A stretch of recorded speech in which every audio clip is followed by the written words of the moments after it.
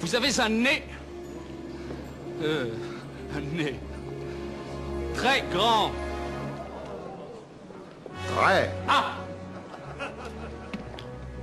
C'est tout? Oui. Ah non, c'est un peu court, jeune homme. On pouvait dire, oh Dieu, bien des choses en somme en variant le ton. Par exemple, tenez, agressif. Moi, monsieur, si j'avais attelé le nez, il faudrait sur le champ que je me l'amputasse. Amical. Mais il doit tremper dans votre tasse. Pour boire, faites-vous fabriquer un ANAP descriptif. C'est un roc. C'est un pic, c'est un cap. Que dis-je? C'est un cap. C'est une péninsule. Curieux. De quoi sert cette oblongue capsule? D'écritoire, monsieur? Ou de boîte à ciseaux? Gracieux. Aimez-vous à ce point les oiseaux que paternellement vous vous préoccupâtes de tendre ce perchoir à leurs petites pattes? Truculent. Ça, monsieur, lorsque vous patinez, la vapeur du tabac vous sort-elle du nez sans qu'un voisin ne crie au feu de cheminée? Vraiment, gardez-vous votre tête entraînée par ce poids de tomber en avant sur le sol. Tendre, faites-lui faire un petit parasol, de peur que sa couleur au soleil ne se fane. Python, l'animal seul, monsieur qu'Aristophane appelle hippocampe, éléphanto-camélos, dit avoir sous le front tant de chair, sous tant d'os. Dramatique, c'est la mer rouge quand il saigne. Admiratif pour un parfumeur, quel enseigne. Lyrique, est-ce une conque? Et tout un triton. Naïf. Ce monument, quand le visite-t-on?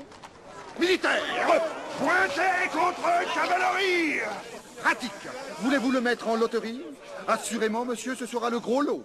Enfin, parodiant Pyrame en un sanglot. Le voilà donc ce nez qui, des traits de son maître, a détruit l'harmonie. Il en rougit, le traître. Voilà ce qu'à peu près, mon cher, vous m'auriez dit si vous aviez un peu de lettres et d'esprit. Mais d'esprit, oh, le plus lamentable des êtres, vous n'en eûtes jamais un atome. Et de lettres, vous n'avez que les trois qui forment le mot « sot ».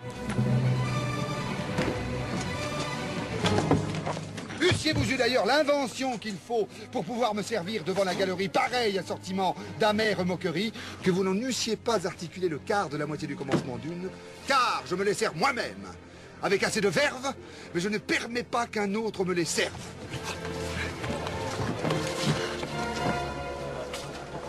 Va le faire, mais laissez donc. Ces grands airs arrogants. Un hobereau qui n'a même pas de gants. Qui sort son ruban, son bouffette, son ganse. Moi, c'est moralement que j'ai mes élégances.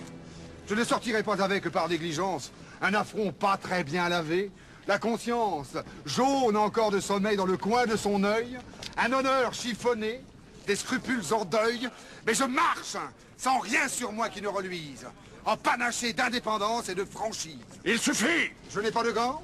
La belle affaire. Il m'en restait un seul, d'une très vieille paire, lequel m'était d'ailleurs encore fort importun. Je l'ai laissé dans la figure de quelqu'un. Maraud, faquin, butor de pieds plats ridicule. Ah, et moi, Cyrano Savinien, Hercule de Bergerac.